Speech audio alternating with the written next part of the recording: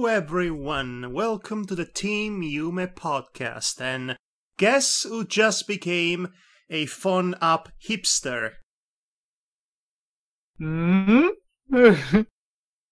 mean, it's obviously us, because we are, recording this, and we are the only ones talking in this podcast.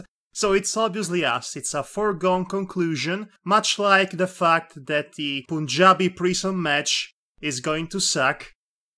I mean, I am not even going to bother watching that pay-per-view. In fact, there are many fat chances that this podcast will come out after the pay-per-view itself, and I don't need to watch it to know that it sucked, because it's a Punjabi prison match.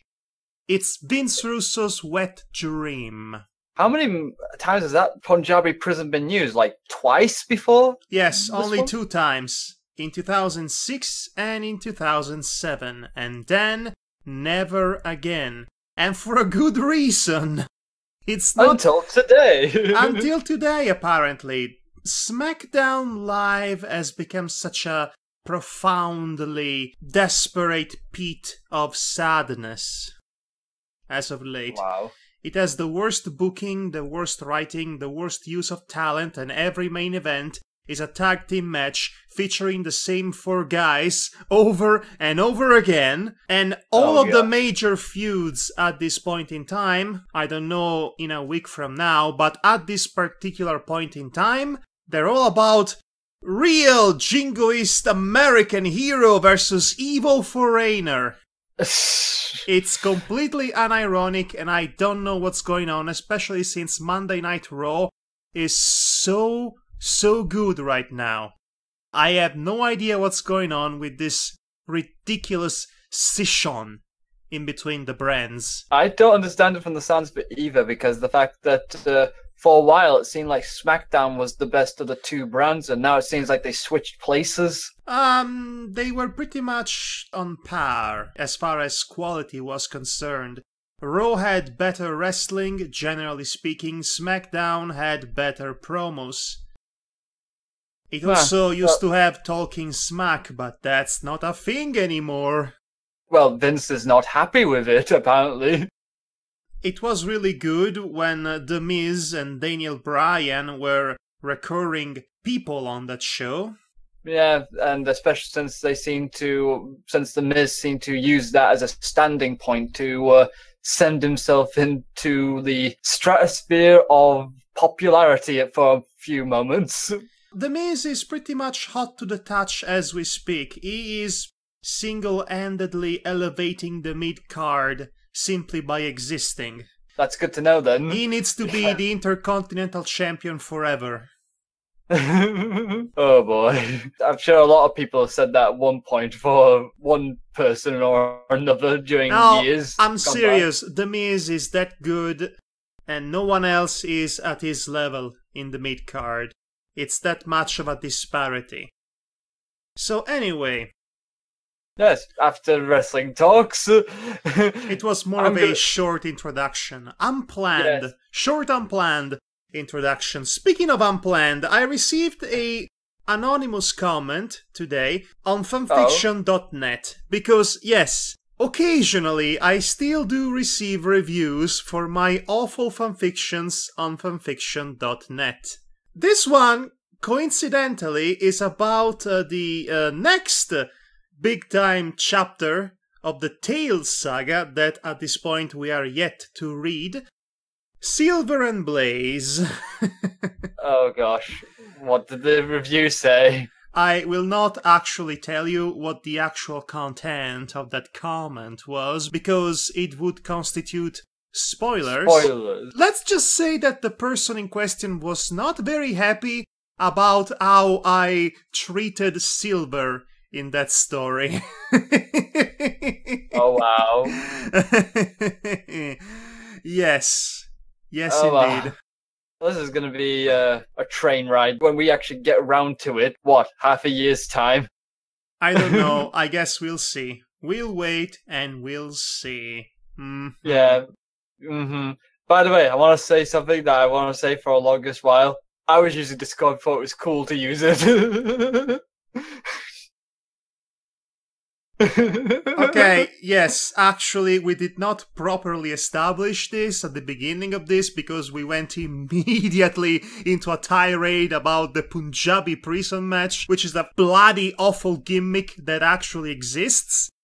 But yes, we are recording this podcast and we are using Discord to talk to each other. We have switched to Discord to see if the audio output was better on both hands, as it were, and we immediately discovered that it is much better, so much better, incredibly better.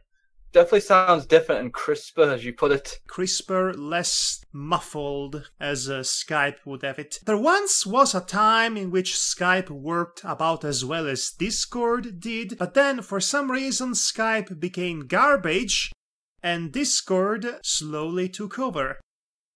Which is... Discord is the savior. Which, again, it's inexplicable to me because the name Discord does not constitute good PR, if you ask me. I mean, yeah. With a name like Discord, you're pretty much inviting your phone app to be the place for litigious argumentations, nobody ever getting along. Yeah, I guess it's supposed to be ironic. I mean, I guess it is, but anyway, we are using Discord. I will refrain from making My Little Pony jokes. Except for this one. Except for pointing out that I will not be making My Little Pony jokes. I will not otherwise be making My Little Pony jokes. That's a low-hanging fruit. Yeah, it is. So, hey, good to know, isn't it, folks?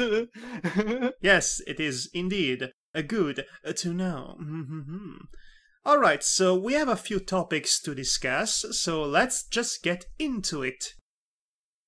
Yes, let's get into it. And what is first on the chopping block, so to speak? So, that Sonic Forces villain, huh?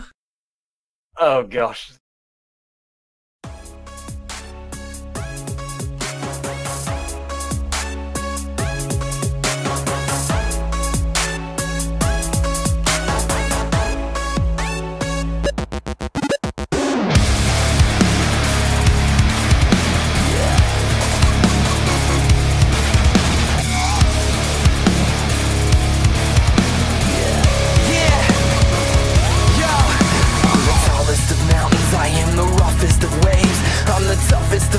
I am the darkest of days.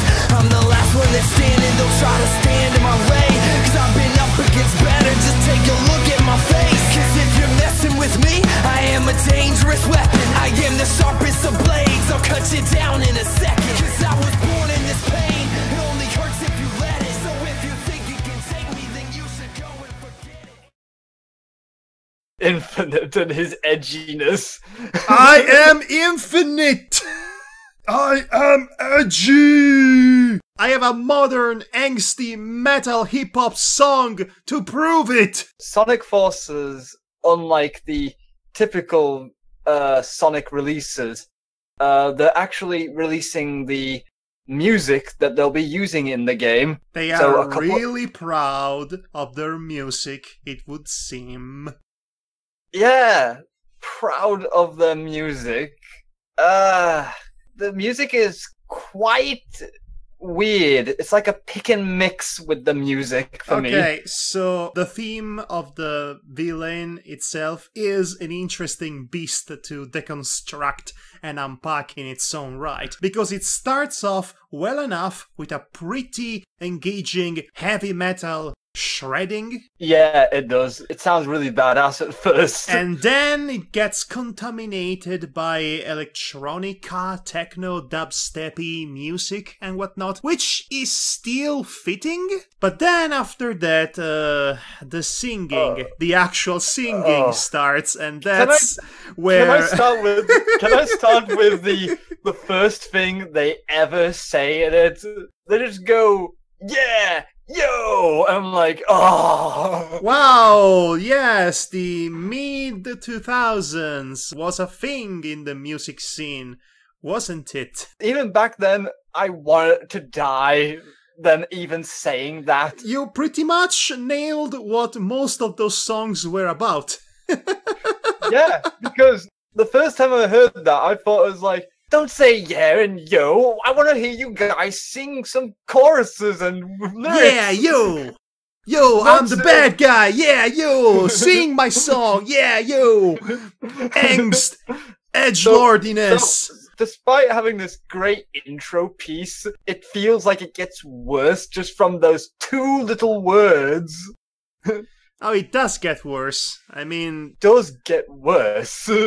I mean... Make no mistake about that. I will say that the instrumental parts of the music, if you ignore the vocals, do sound really nice to listen to. At least. Yes, well, if only there was an instrumental version.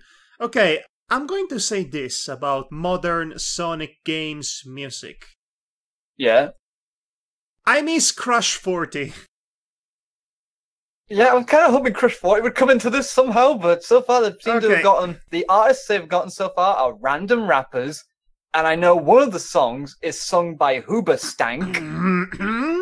Which was briefly touched upon at the very tail end of the latest Tales episode. Tail end. Yes. See what I did there? Yes. I'm so clever. Yeah, very clever indeed. So, yeah, this is kind of weird, and I was kind of hoping Crush 40 would be in this, so hopefully they can still be in this one. Crush 40 kind of is synonymous with the Sonic series. Okay, so in a period of time in which punk rock was all about feeling mopey and sad, and metal was all about, well, Linkin Park and imitators, essentially. Rest in peace, Chester, by the way. Missing you already. Crush 40 delivered pretty energetic, pumping songs with simple yet motivational lyrics. They were all about going out there and fight the good fight and save the world. Well, except for that one Shadow the Hedgehog song. That was them trying to be edgy and angsty, which was mostly cute. To be honest, it was very cute. But for the most part, they've always been about being energetic, cheesy, very cheesy, but catchy and passionate about their body of work. And their music would always fit rather well with video games, specifically with the boss battles in Sonic the Hedgehog video games. And even though those very same boss battles would turn out to be trash, the music made them memorable every time. I mean, who could ever forget Hanging on the Edge of Tomorrow when you fight the last minute added boss, the Biohazard? The Live and Learn tune. Yes, Sonic Heroes. At the very end, they are fighting Hyper Metal Mega Metal... The Metal Overlord, they called him, I believe. Yes, and they are playing the ever so popular Let Me Show You What I'm Made Of, which is one of my favorite all-time boss battle songs. You want to know what one of my favorites was by Crush 40, actually? It's from the really crappy Sonic and the Black Knight. The Night of the Wind is probably one of the most underrated of Crush 40's list. That game is nearly unplayable. It is, but But you know who played and beat it? Everyone who is crazy enough to play it. I did. That is what I was leading on to. I played and beat that game. I don't know how, but I did. Wow. Just dedication to the Night of the Wind. But okay, so the bottom line is that Sonic and great music have always gone hand in hand. Even if the games were not good, and any variation of not good that there could possibly be, at least they always had great music. I mean, Sonic the Hedgehog 2006 had that magnificent song that worked really well both in song form and in instrumental form. Yeah, that would be Zebrahead, I believe. Yes, Zebrahead being the other band that I think of when I think of Sonic music. Crush 40 and Zebrahead were the two constants, so to speak. At least ever since Shadow the Hedgehog. Yeah. Shadow the Hedgehog had a lot of interesting music, too. One more time, one more time. I don't know what they're saying. That one, that weird robotic beginning to the neutral ending song. Yeah, I didn't really like that one at all. So, the point we were trying to make with this whole tirade is that we like the music in Sonic video games. We like the songs in Sonic video games. They might be cheesy, but they always fit the tone the games are going for. Yeah, and they also make you believe that a thing is epic when it's not. Yes, and that is the best thing video game music can accomplish. Video game music can lie to you. Absolutely. Then we hear the theme of the main villain, which is this weird cacophony of metal, dubstep, and hip-hop, and all of those various elements don't really seem to gel well together. Because again, it's a cacophony. By definition, its elements don't work well together. And sometimes that's intentional. Does seem intentional considering what type of character Infinite is. Yes, it's still not very good though. That's the problem. I think the only problem I have with it personally from a music standpoint is that half the lyrics are trashy, but then it's like they remember, oh wait, we need to make this sound cooler than we actually have been doing. I am not so sure that song would work well for a video game boss battle though. It might be good for a cutscene. I don't see it working out well in an actual boss battle. An instrumental version or an arranged version would be a better fit for a fight at least. It seems like it's been made to fit a character rather than to fit a character in a proper action scene. I have to read some of these lyrics, actually. Please do, by all means, I urge you. If you're a Sonic fan, then you know full well all the lyrics of past Sonic music you have heard in the modern iterations, or the, well, past modern iterations anyway. So, when you hear this sort of lyric writing, like, I am the tallest of mountains, I am the roughest of waves, I am the toughest of terrors, I am the darkest of days. I am Darkwing Duck! I am the last one who's standing, don't try to stand in my way, 'cause I've been up against better, just look at my face. You messing with me, I'm a dangerous weapon, I am the sharpest of blades. I cut you down in a second. And all this sounds to me like the kid who's been bullied by the bully is going like, yo, I'm the tallest of mountains, roughest of waves. Okay. This actually kind of sounds a bit like when John Cena used to rap. When he was this Vanilla Ice parody, fuggish white rapper that inexplicably became over with the fans, and then when he started to move out of that obnoxious rapping phase, ironically the fans started to turn on him. What does that say about Americans? I don't know, but it's not good. It's not a villain that I can take seriously as a threat. Half these lyrics were half-assed, while the other half was actually got the most effort put into it.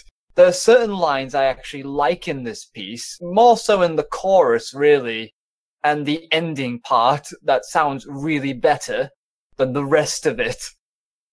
Because the rapping part at the beginning can go to heck for all I care. It's like a pile of garbage.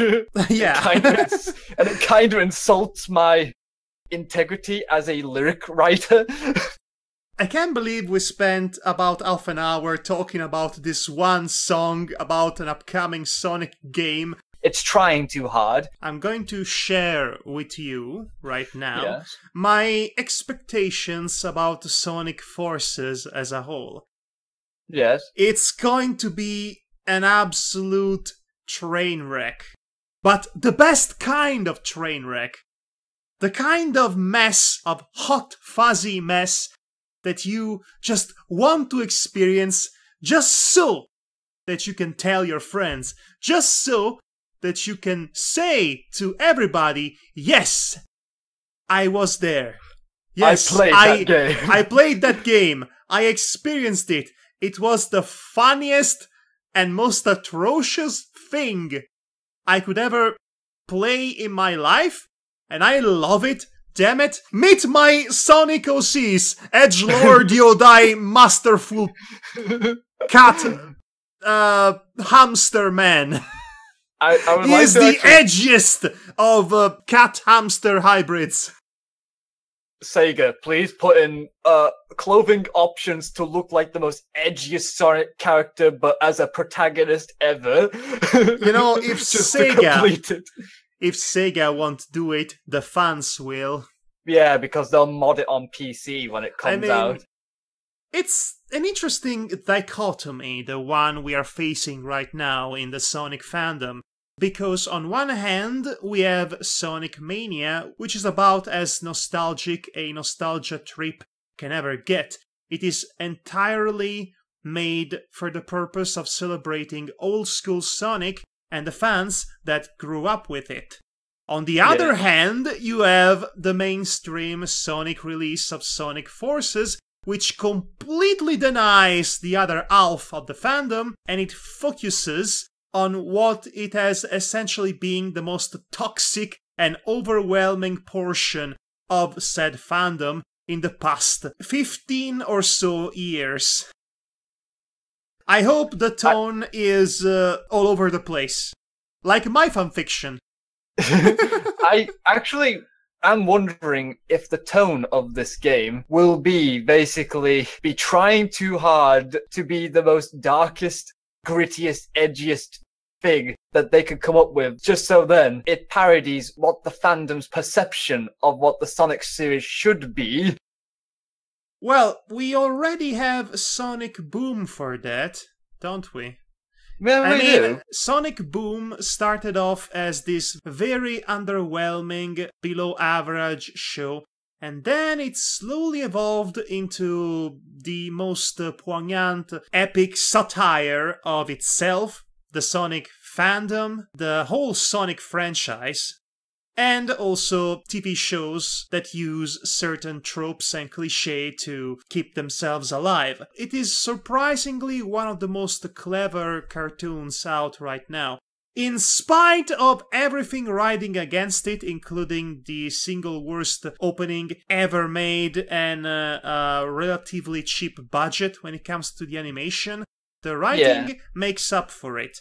And Sonic Boom is already in itself a perfect parody of everything that Sonic stands for. So Sonic Forces should have to compete with that. And in order to compete with that, they would have to go, as you suggested it, in the complete opposite direction. So ridiculously over-the-top, edgy and angsty that it inevitably becomes a self-parody. I want to see Shadow the Hedgehog going Super Saiyan, which it's kind of a redundant argument because the Hedgehogs already go Super Saiyans with the Chaos Emeralds. But to get my point, I want to see Kingdom Hearts level of complete nauseating nonsense. Because I think that is the only way that that game could go to at this point. That's what I expected.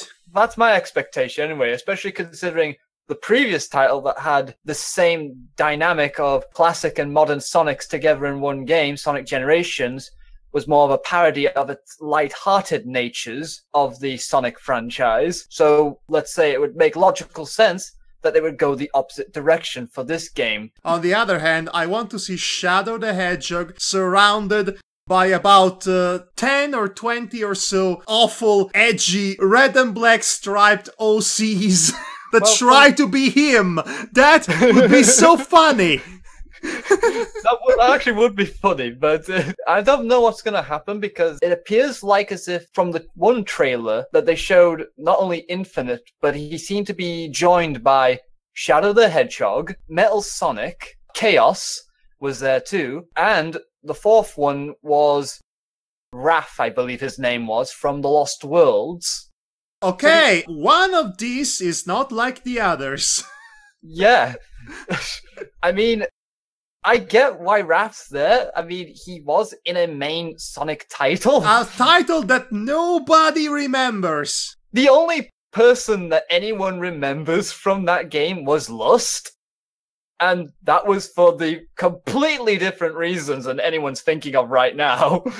So it's a bit weird to see those four. Essentially, you're saying to me that Sonic Forces is going to be that Meatball of Doom episode from Courage the Cowardly Dog, in which all of the lame enemies of Courage team up together because Eustace is a petty, petty man.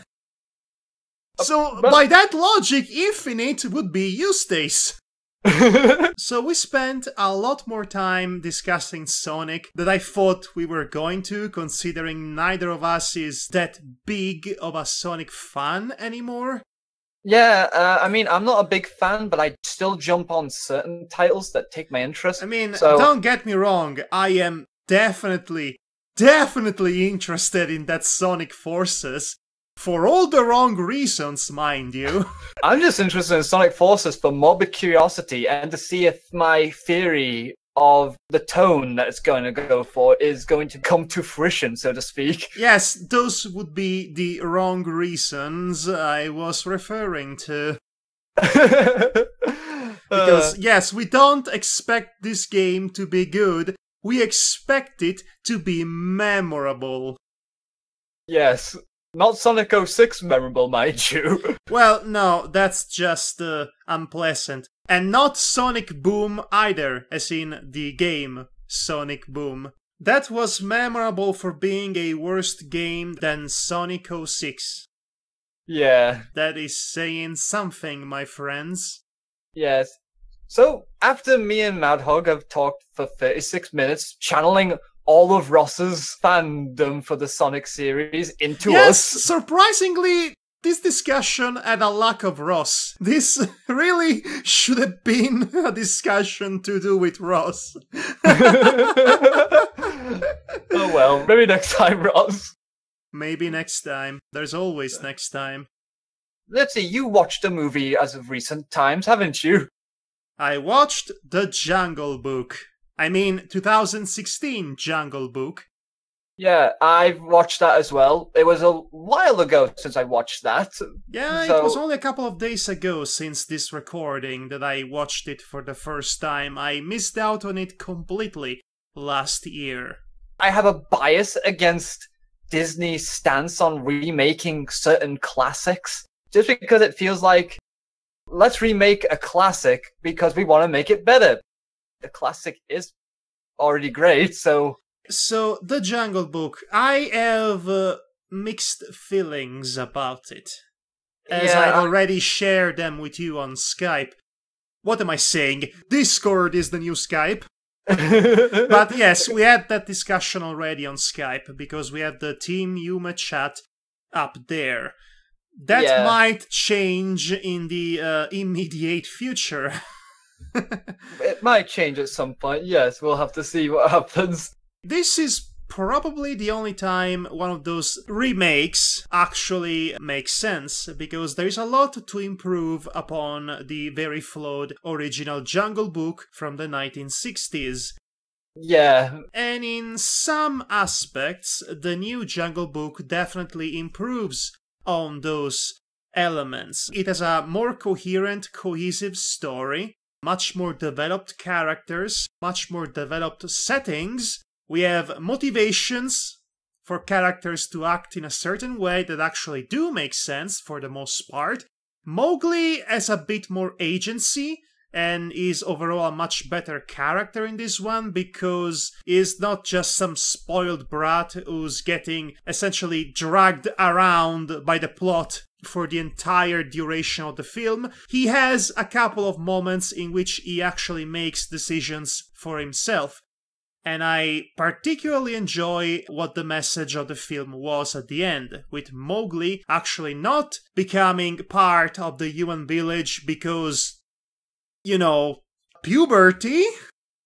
Now, he actually remains in the jungle, spoiler alert, providing a refreshing take on the classic nature versus nurture argument, in which is human nature, the inherent ingenuity that he develops as he grows up, which ultimately allowed him to survive against the predators of the jungle, is met up with the fact that he grew up in the jungle. He was raised by the wolves and Bagheera. He learned the values of the animals. He grows up to be Mowgli of the jungle, not Mowgli the wolf and not Mowgli the village human. This is the Mowgli that represents a perfect balance between human nature and nature. Disney nowadays is all about subversion.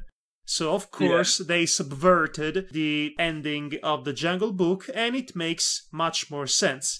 I also enjoyed the beginning of the film, in which they introduced, again, the setting of the jungle, the creatures living in it, the lore of the jungle. I particularly appreciated the Peace Rock and the Lake of Neutrality. Yeah, I really like that. I really like mostly the world building that went on in this movie compared to the original. Yes, based a lot of world building, and also that element of animals of different species, predators and prey, not killing each other's when they find a place to drink water. That's actually based off on nature. That is something that actually happens in nature. I particularly like the fact that Bagheera refers to a group of animals as a people. I like this because, yes, humans are a people just as much as wolves are a people, so on and so forth. So we're all people living in this world with our own culture and our own set of values. Yeah. And that's really cool. And then there is everything in between. And that's the part of the film in which I kind of lose it, to be honest. I'm not gonna lie. Despite the fact I will say this before we begin with the negatives. I do think this is a superior version over the original. I'm not saying that the original was really that bad. There were certain aspects of the original that were still enjoyable to some extent, like characters' personalities, for one thing, being the biggest driving force I can think of from the original compared to this one, where we will get into that. With the exception of Mowgli and King Louie, because King Louie was played by Christopher Walken. Oh yeah, that made him really funny. With the exception of those two, I did not find the characters particularly compelling in the slightest. Even though they were supposed to be an improvement in many ways, but they really were not, and I will explain why. The original characters being voiced by people in the original were charming. In this version, it seems like a mixed bag where certain actors and characters kind of got the shaft in certain cases. Yes. Okay, so let's be honest about this. In spite of our nostalgic feelings over the original Jungle Book by Disney, the original Jungle Book was a nonsensical mess.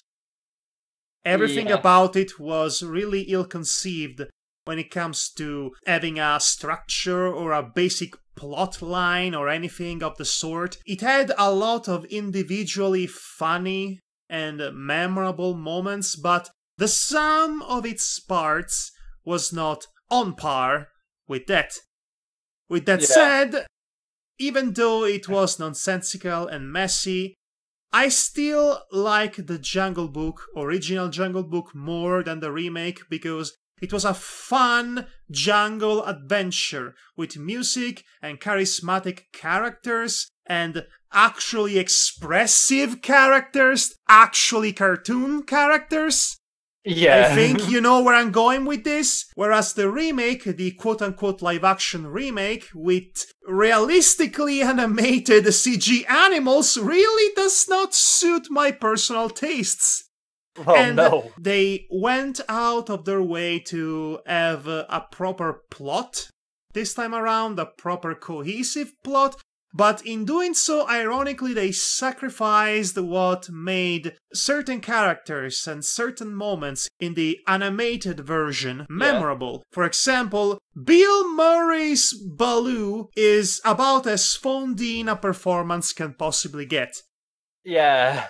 Honestly, Baloo as a character really goes through the motions as artificially as possible. He is not a compelling or interesting character, whereas in the animated film, Baloo was possibly the funniest and most memorable character.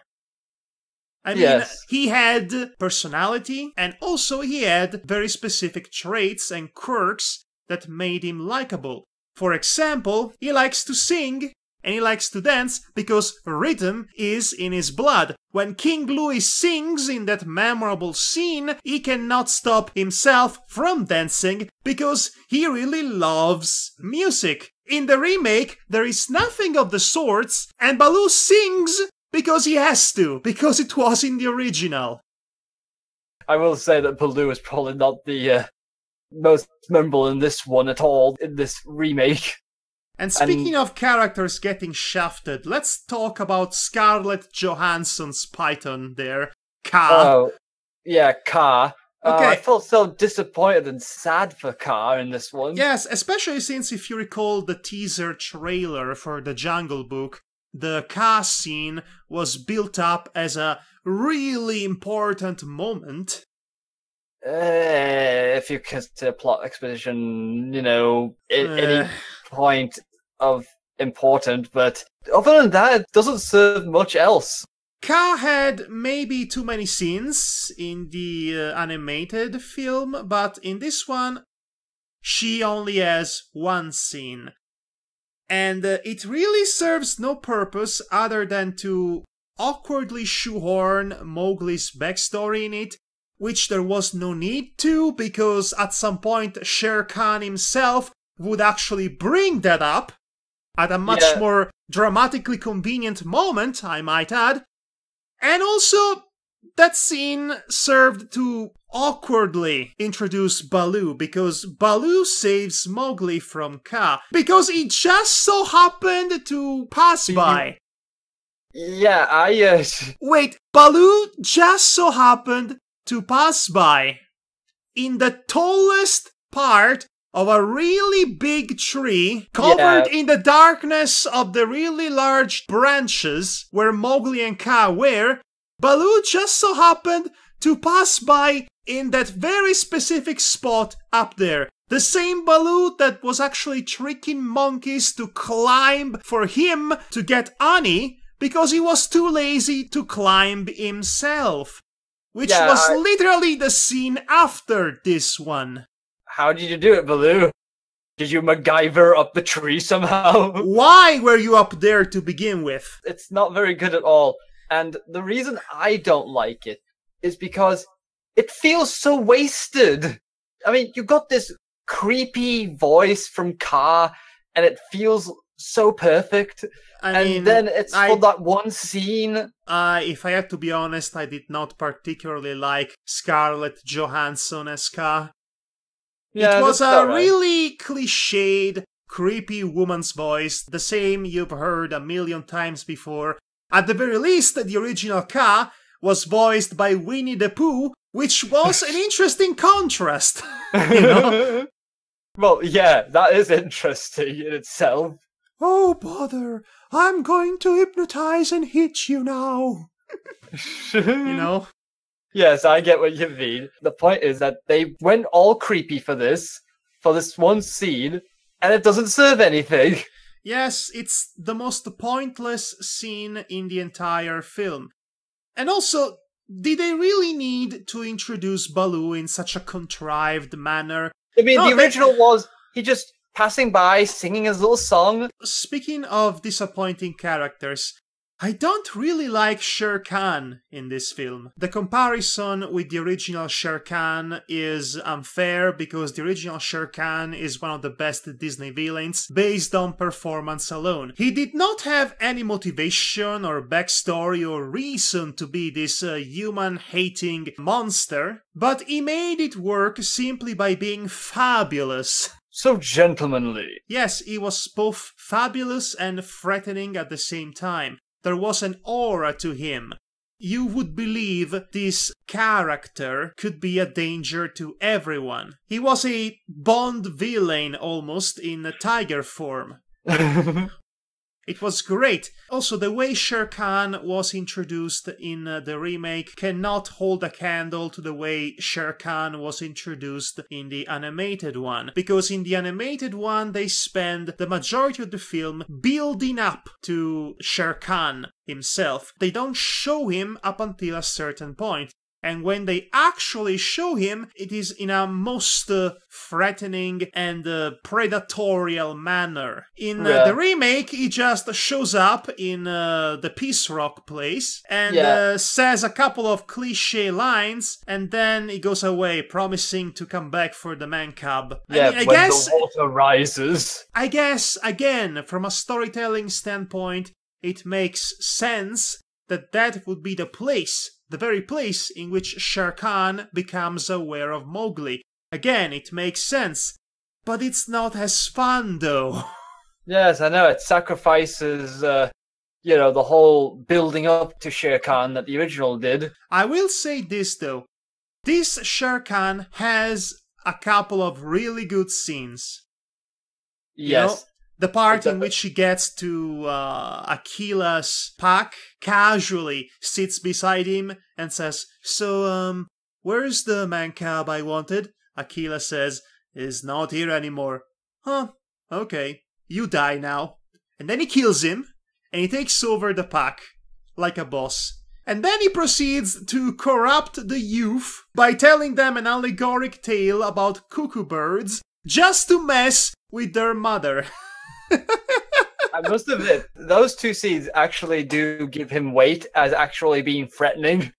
Yes, but then all he does is wait there for the main character to come to him. He pulls a Kefka, because he's too lazy to go after him himself. Dear Lord. Well, it makes sense. Yes, it totally makes sense, but I don't have to like it, do I? No, you don't. I mean, I don't like it either, that part either. But at the same time, it's like, at least he's doing something threatening. Meh. Hey. Meh, and also meh. So, in essence, the Jungle Book from the 60s had a lot of much more fun characters and fun dynamics. Personalities. Personalities. I was wondering when I was going to see the vultures, to be honest, despite the fact they look like the Beatles. No. Cutting out the vultures was the best move, honestly. Cutting them out of the film entirely was the best move. They had no place there. It is much more compelling when it is the entire jungle who actually stands there to oppose Shere Khan, motivated by Mowgli's courage and loyalty to the jungle itself. Yeah, and the only reason I said that was just for a laugh, really, just because there was no way their hairstyles were gonna work on vultures in a remake.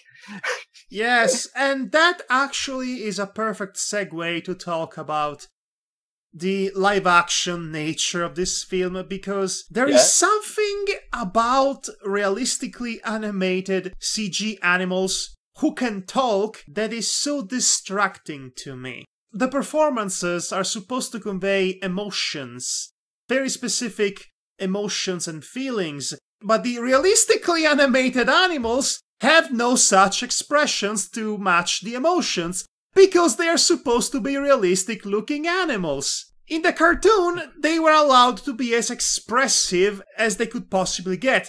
Their physicality, their physical language would be able to match their actual language. There is no such thing in this remake, because for some inexplicable reason, they had to make the animals looking realistic. Why couldn't they just do a CGI cartoon remake of the original? It would have been so much better. A return to 2D animation? Yes, well, here's the thing. The reason why CGI films kept getting made, it's not because of budget reasons, because they are fairly expensive. It's not because it takes less time to make them, because if they are of the Disney level of quality, it takes them forever to be made. The reason why there are CGI animated films dominating the Hollywood landscape as we speak, it's because it has been the most popular trend in animation since Pixar took over the minds and hearts on everybody. And because Pixar took over the minds and hearts of everybody, everybody associates good animation and good stories with CGI. It would take one successful, traditionally animated mainstream Hollywood film to change that trend. It would be nice to see that. It's not going to happen anytime soon in mainstream Hollywood, but it is not completely out of the question, because this is a matter of trends. Yeah. Traditional animation has been the dominant trend for an entire century. Compared to that, CGI is still relatively recent. It is not out of the question, it is not an insurmountable thought to imagine a revival in that sense. Yeah. By the way, shout out to Twitter user Travis Bickerstaff for actually being the source of inspiration for this very specific argument. Although, to be fair, if you are starved for more traditionally animated 2D films, there are a lot of those from anywhere in the world. You just need to know where to look for them. Hollywood is not the being-all, end-all of animation. Not anymore. Let's actually talk the one scene in the Jungle Book remake that's actually worth watching, that makes this film a must-see, and that would be Christopher Walken as King Loy. I'm the king of the jungle. I'm the Jungle VIP, yes, I'm going to sing the original song from the Jungle Book and make it 10 times superior. I want the human's red flower. Can I just I want to be just like you, man cub. I actually like how he says you, because if we think about the original was done by a jazz singer, if I remember correctly. I think he was a jazz singer. He was jazzing it up the whole thing, going like, "I want to be like you."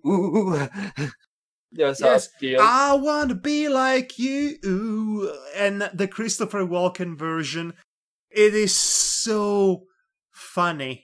King Louis, played by Christopher Walken, is the funniest thing I've ever seen. It is so good. It is funny because it is casted so right for him, because his tone of voice actually does suit the purpose of sounding like a big monkey.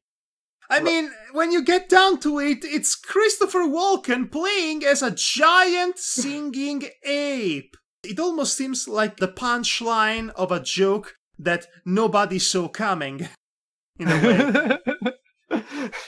Yeah, I agree with that. It is unbelievable. It makes me happy. As soon as he showed up with that Marlon Brando-inspired Apocalypse Now style introduction, I'm the king of the jungle. I am king. Yeah. Oh my gosh. No matter how flawed this remake is, that one scene makes it all worth it. Yes, it definitely does, because to me, he strikes a good balance between funny and threatening. It only manages to be funny. I cannot take this giant singing ape seriously when it's voiced by Christopher Walken, because Christopher Walken's voice, it is too recognizable for its own good. So you're saying you could take the other one seriously? The jazz one? No, because that one was meant to be entirely comedic and funny. This one clearly is meant to be a combination of both funny and threatening. they wouldn't have given him such an imposing stature, or a Marlon Brando introduction, or even that scene in which he chases Mowgli in the ruins of his palace. Yeah. I mean, they tried. Yes. I really don't like the scene where Baloo tries to distract, Christopher Ape Walken with that was his so biggest fan. Oh my gosh, Bill Murray's performance is so bad, so phoned in. It was just reading the script, not putting any effort in this. On the other hand, Christopher Walken was hamming it up as much as he can. So, in his usual manner, in his usual Christopher Walken-y manner, which is so unique. Christopher Walken always plays himself, and we wouldn't want it any other way. It'd be a shame if he played differently than he usually does. Let's be glad he didn't say to Mowgli, Baloo, and Bagheera, I'm gonna stick my 3 fingers up your asshole and send you down the bowels of hell. Yes, well, it is Disney, and this is the Jungle Book. The Disney version of the Jungle Book, that is. Well, the Disney remake of the Jungle Book. Well, the Disney remake of the Disney version of the Jungle Book, which had absolutely nothing to do with the book. It makes sense. Yes, I'm going to stick with the original, because it's not perfect by any stretch. It's not a good story. It's kind of a mess. I mean, Mowgli has some actual family bonds in the new one, and his pack actually cares for him. In the animated one, they were all too happy to just get rid of him as soon as they heard about Shere Khan coming back. Yeah. And that's the last you see of them. But in spite of this, I will still stick with the original, on the basis that I can actually enjoy these characters and I can actually enjoy their actual expressions as they talk. Yes, I will forever prefer the original over the overblown, over-budgeted live-action remake.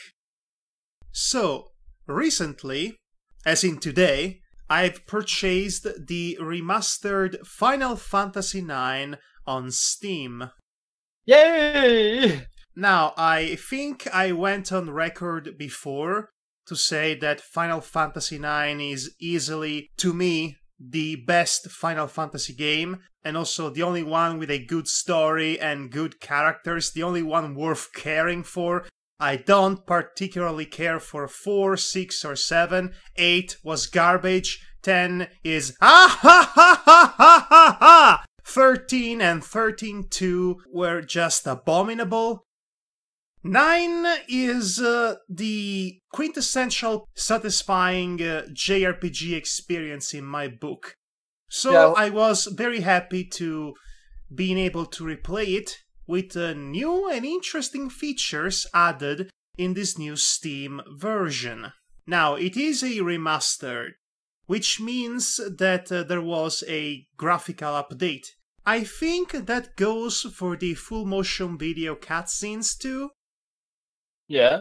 They actually feel they are of a much more superior quality compared to their PS1 version, which means, as far as I know, this is the only remastered version of a video game that actually bothered to update cutscenes, not just gameplay footage. I haven't got the remaster myself, but I would like to get it someday myself. So, the game looks great in this new HD screen. It legitimately looks like a modern-day JRPG made in the style, the very specific graphics style of a PS1 JRPG. So it is very nice to look at. Final Fantasy IX is the most tonally coherent, the most fun, but also the most profound game in the series to play. I believe it is the most existential too. When you get down to it, the theming and the leitmotif is about life versus death. What it means to be alive versus the fear of death. And how said fear influences the way we live and the way we grow up as individuals, and also as a society. The biggest difference in between the heroes and the villains of the game lies in the fact that while the heroes are trying to preserve and celebrate life, the villains are completely motivated by the fear of losing it, by the fear of death. And that makes them act in a very specific way. At the end of it, the very important message that the game gives us is that life is short, but because of its shortness, it is precious, and it is worth living. Yeah, I'm just nodding in agreement with you because yes. it's a very beautiful message and a beautiful thought. I cannot think of any other Final Fantasy game that I could connect this much with. I cannot think of a single Final Fantasy game in which I enjoyed the story or the characters, aside from this one. Final Fantasy 9 definitely is the one Final Fantasy game I would tout as being my most favorite as well. Just because of the setting, the world, its characters. Each and every last inch of the game is memorable in some shape or form. We might be incredibly biased, but Final Fantasy IX has the best, most interesting setting, with the most interesting characters, and the best villain. And also, the only time in a JRPG or in any game whatsoever in which the seemingly last-minute introduced final boss actually does make sense, because that final boss is the literal embodiment of death. As we said before, the whole existential conundrum that this game goes on is about life versus death. So yes, this is the only time you will hear me saying that a last-minute introduced boss in a game actually works. And actually has thematic sense. Yes, it's not like the, the Biohazard in Sonic Adventure 2, in which it's just there because, oh gosh, we need a super cool final monster to fight in space. And let's remember the first time Final Fantasy tried this strategy with Final Fantasy 3, where basically Cloud of Darkness suddenly appears, to be the final boss because of reasons involving I must destroy all the light and darkness and send it, into the void. I think. You mean Void from Sonic Shuffle? No.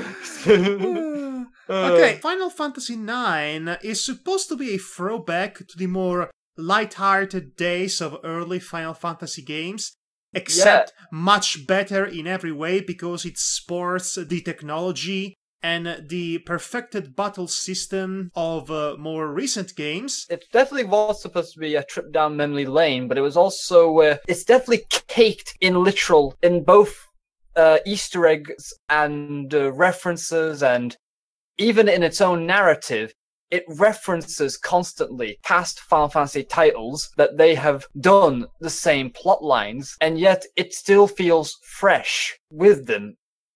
It all works together. It's like they took the best ideas and best plot twists from their past games and made it work even better. Fantasy IX comes in a time in which the series had already been taken over by angst-filled teenage protagonists and super serious stories, nihilistic villains who want to destroy the world because they want to eliminate pain. And they take all that and they slap it in the face, and they decided instead to do a much more enthralling experience by alternating necessary levity and lightheartedness with serious plot points. You need to have levity in your story in order to allow the viewer or the reader or the player room to breathe, so that then the more dramatic scenes will have a major impact, because you've learned to care about the characters involved in said story. You've learned about their funny sides, their serious sides, what they're all about, what their dynamic is. And then you have Final Fantasy VIII, in which you're stuck with the most boring, edgelordy protagonist this side of lightning, essentially. As much as we love to complain about Final Fantasy VII, its story being dumb, its villain being even dumber. At the very least, the cast in that game had variety, emotional variety.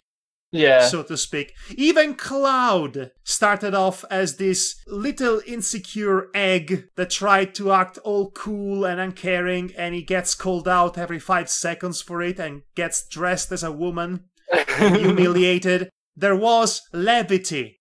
When you play as Squall, when you play as any of the modern Final Fantasy games iterations, there is no joy. There is only depression.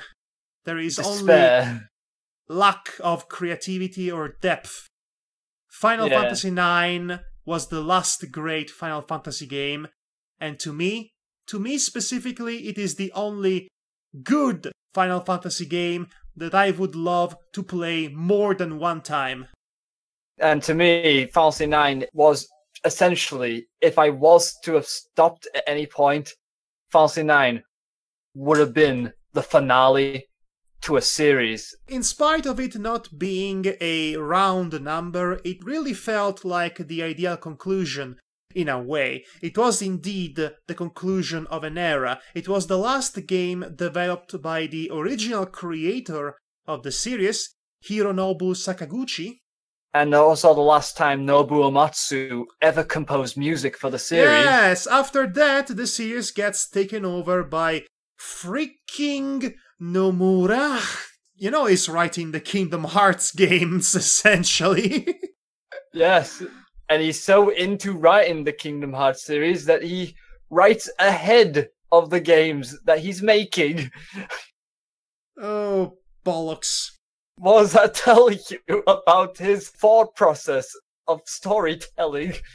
As I said, Final Fantasy IX, it is an underrated classic. 8 was kind of meh to me back then. 8 had possibly the worst battle system I've ever seen in these games. Well, if you exclude Final Fantasy XIII, in which the game plays itself, essentially.